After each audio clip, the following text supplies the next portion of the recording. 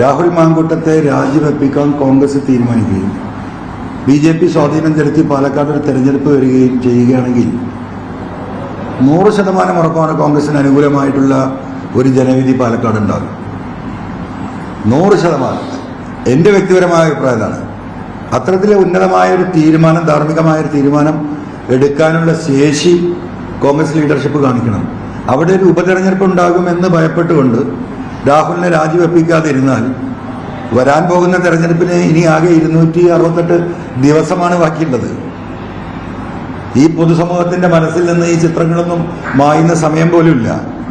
അതുകൊണ്ട് രാജിവെപ്പിക്കുക, അദ്ദേഹത്തെ നിർദ്ദേശിക്കുക. രാഹുലിനോട് എനിക്ക് വ്യക്തിപരമായി പറയാനുള്ളത് രാഹുൽ രാജിവെക്കണമെന്നതാണ്.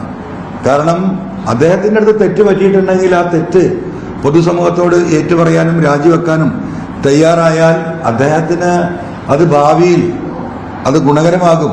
അല്ലാതെ അദ്ദേഹം എടുക്കുന്ന ഇപ്പോഴത്തെ ഈ ഒളിച്ചുകളിയും എന്താ പറയുക, അദ്ദേഹം പ്രത്യക്ഷമായി ഈ വിഷയങ്ങളോട് പ്രതികരിക്കാതിരിക്കുന്നതും അദ്ദേഹത്തെ സംബന്ധിച്ച് വലിയ പ്രത്യാഘാതം രാഷ്ട്രീയമായും സാമൂഹികമായും വ്യക്തിപരമായും അദ്ദേഹത്തിന് വലിയ തിരിച്ചടികൾ ഉണ്ടാകുമെന്നത് മനസ്സിലാക്കാനുള്ള കേവല ബുദ്ധിയെങ്കിലും രാഹുൽ കാണിക്കേണ്ടതുണ്ട്.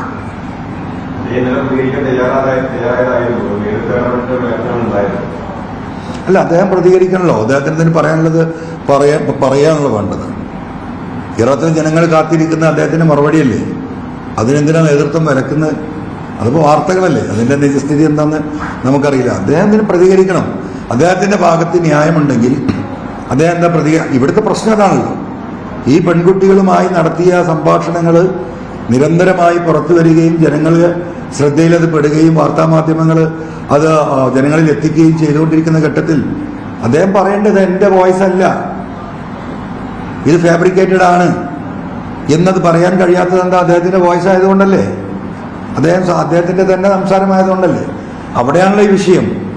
അപ്പം ഇവിടെ ഒറ്റപ്പെട്ട സംഭവങ്ങൾ പറയുന്ന ഭരണപക്ഷ MLA-മാരുടെ ഭാഗത്തുനിന്നുണ്ടായി, ഇപ്പൊ കൊല്ലം MLA-യുടെ ഭാഗത്തുനിന്നുണ്ടായി എന്ന് പറയുന്നതിലെ അപ്പുറമാണ് ഈ വിഷയം.